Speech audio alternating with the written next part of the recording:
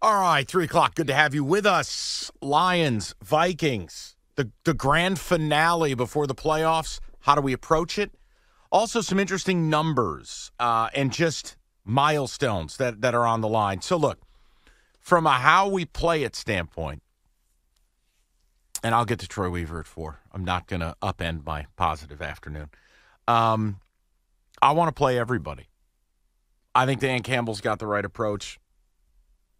Yeah. We'll get to that at 4. I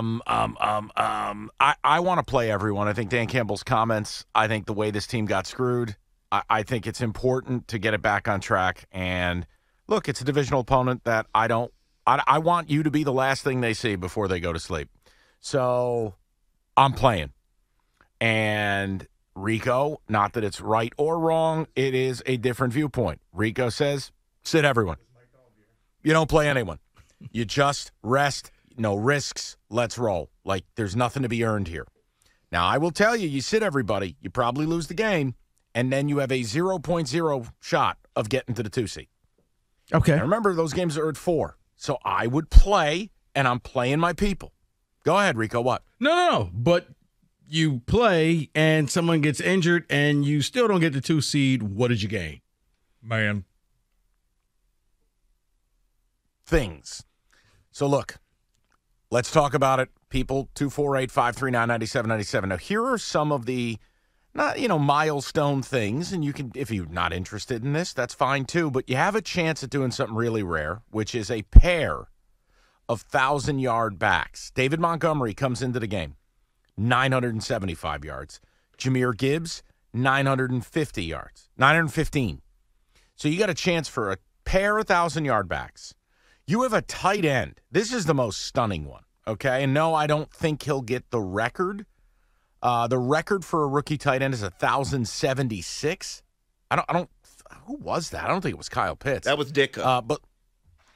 Wait, real Ditka? Yeah. Man. Ditka, Mini Bears, Ditka.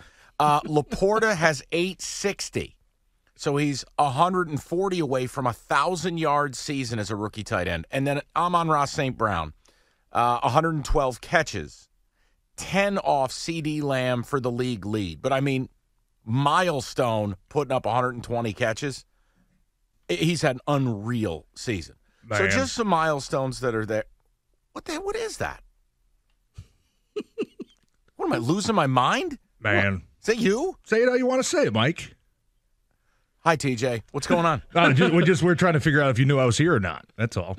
No, we're listening. Well, no, I enjoying assumed you just the front vaped row out and seat. weren't going to show up. No, it's fine. I just thought, vaped out on us. You'd had enough, and then that was it. How are you, bud? I'm that's sorry, next pal. week. That's next week. No, we're good, Mike. We're good. I was enjoying I was enjoying the list you were giving out here for the front row just seat, man. Enjoying it. Some fun stuff. So tell me where you're at as a player with the rest thing.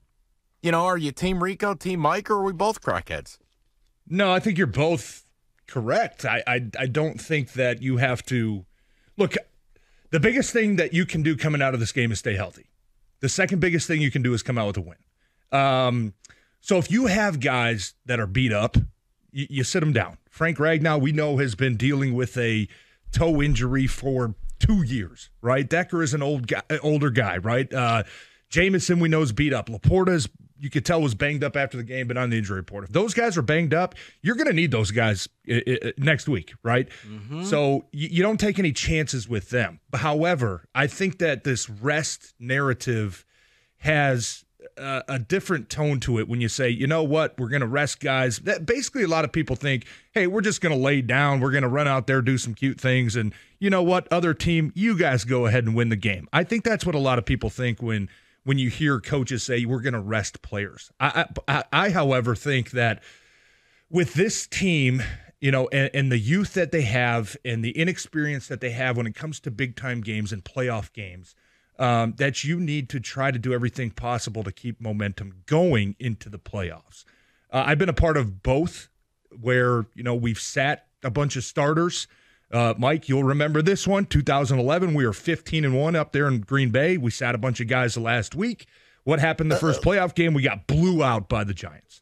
I've been a part of other teams. To see it. Right. I've been part of other teams where we rested guys and we came out, man, and we're on fire, right? So what I'm trying to say, I don't think there's any magic recipe. I just think with this specific team, no, TJ, you have to try to keep the motivation, or at least the momentum rolling into the playoffs. Certain guys, you don't need to see them out there. Yeah, I don't need to see Frank Ragnow go prove himself and Ragnow, win a bunch of one-on-ones. Decker, I know what he can do. I'd leave Decker. You know what? You're on the sideline too. Don't need to see you out there. You're more important for us 2 weeks from now. Goff, you're on a short leash. You're going to go out there, maybe get a quarter, and then I'm pulling you from the game because if we lose you, it changes everything. So there are and Aiden Hutchinson as well. You're not going to. It's not like you're up for a record or anything. So, son, I'm going to go out there. You may play a half, but the second half, I don't need you out there as well. I don't need you rolling an ankle. I don't need any of that. You're too valuable. I'm not saying sit everybody. I'm saying sit your key players down. See, I would sit the key players that are battling through something pre-existing down. And I would dangle a carrot for the rest of the guys. Say, you want to go put a sweatshirt on and a hat on, on the sideline.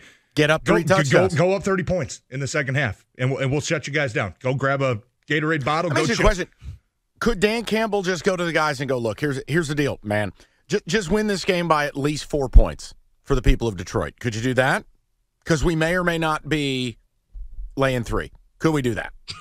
And even for the Cash the Detroit, ticket. Download it wherever you get your podcast. I see where you're going that way. I was about to say it always comes back to that. Here's even the thing, too, that I think we could all agree is very unlikely that Philadelphia and Dallas are both going to lose. Correct. I actually think it's likely the Eagles do. I think the Eagles are cashed out and a mess, and the Giants are a bunch of try-hard boners. I agree with you on that one. And TJ, also the Dallas one, stop. I'm not saying it's probable. No, don't fall for what he's doing. Weirder things have happened. Don't fall for things have happened. You know why he's saying probable? You know who Philly's more playing, probable? Right? Hold on. The Giants. What's more? Yeah. Gentlemen, a simple question to test TJ's resolve. What's more probable? The Commanders beat the Cowboys or the Huskies beat the Wolverines? The Commanders beating the Cowboys. Thank you. Did I get it right? No. You know it.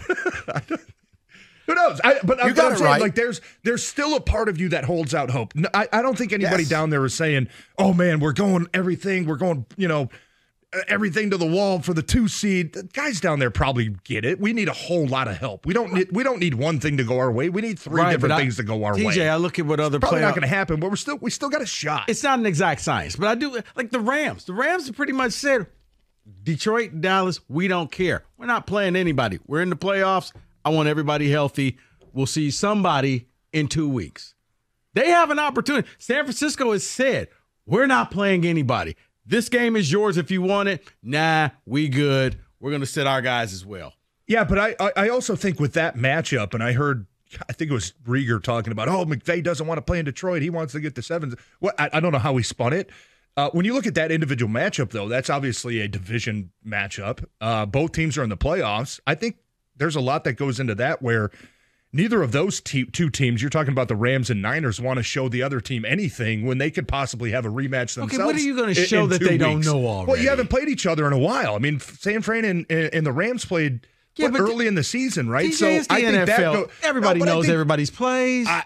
Well, okay, but there is something to be said. When you're telling me if the Lions go into Dallas next week, they're not feeling confident based off of how they just played them this previous week? Like there's something there's a relevancy about the timing which you play teams. You know what I'm saying? We just played Dallas. We know exactly what they are. Your preparation completely changes going into that week. It's not a bunch of unknowns. Oh man, I haven't played Micah Parsons since week 2, or right. Man, I haven't played these guys since last year. No, I just played them 2 weeks ago. I'm comfortable. I know what I'm going to get from these guys. It allows you to adjust your preparation a little bit. That's where I think when you talk about the Rams and Niners kind of both sitting guys, obviously the Niners have the 1 seed locked up. There's no motivation for them. But I think there is a part of gamesmanship that says we don't want to. We might see them again in a week and a half, another week. Like I don't want them to know what Aaron Donald is functioning at right now. If he's 80%, if he's 90%, I don't want them to know that. So I think a lot of that goes into the thought process of playing guys, not playing guys, is also coaches would be lying to you if they told you they weren't looking a week in advance and trying to predict matchups and what are we going to see here, what are we going to see there. They're trying to skew all those things in their brains. And I think that when you specify the Niners and the Rams matchup, I think that some part of it that has to be in that thought process. Here's the other thing, and like I said, this one is probably the dumbest take I have today, but I just feel like the culture you're trying to build here, like you're not the Niners, you're not the Ravens.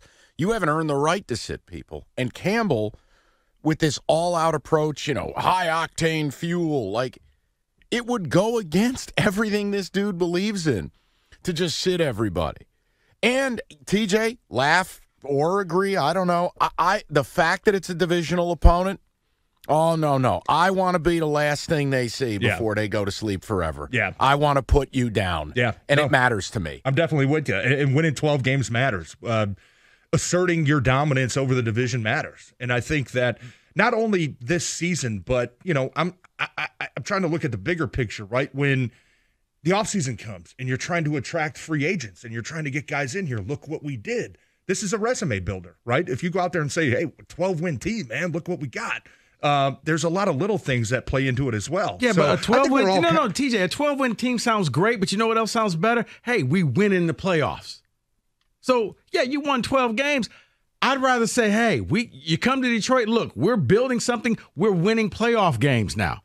The playoff game means much more than this game against Minnesota. Yeah, I agree with you. I think we all agree, but I think in order to get to that point, you're there I think already. Resting guys is, for this particular team, I don't think is the right recipe. I still think you can go out and no matter who you play next week at Ford Field, you're going to beat.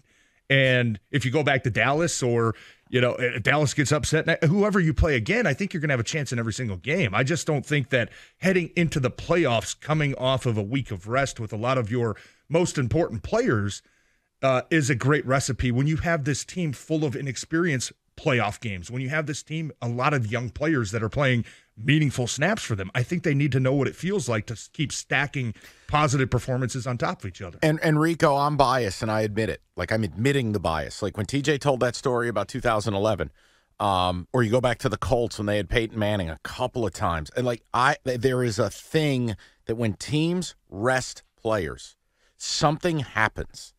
And I don't know what it is, but it's like a rhythm gets broken. It's like I don't love it. No, Mike, I understand because people will point back to when the Titans beat the Ravens. But I think we only focus on the times where you rest people. You don't focus on the times where teams got rested and then they went out there and rolled the opponent because it doesn't fit the narrative. So you don't remember that. You remember the outlier stuff.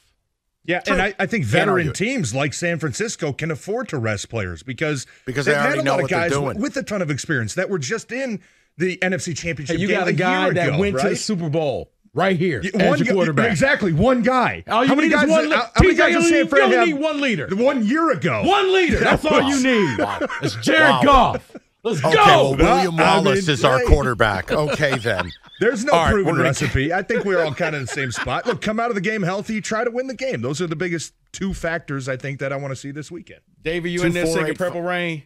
Oh, I'm saying business. 248-539-9797. We'll get to the calls, more TJ, the picks, who said it, and I'll probably hit Troy Weaver with a chair in the 4 o'clock.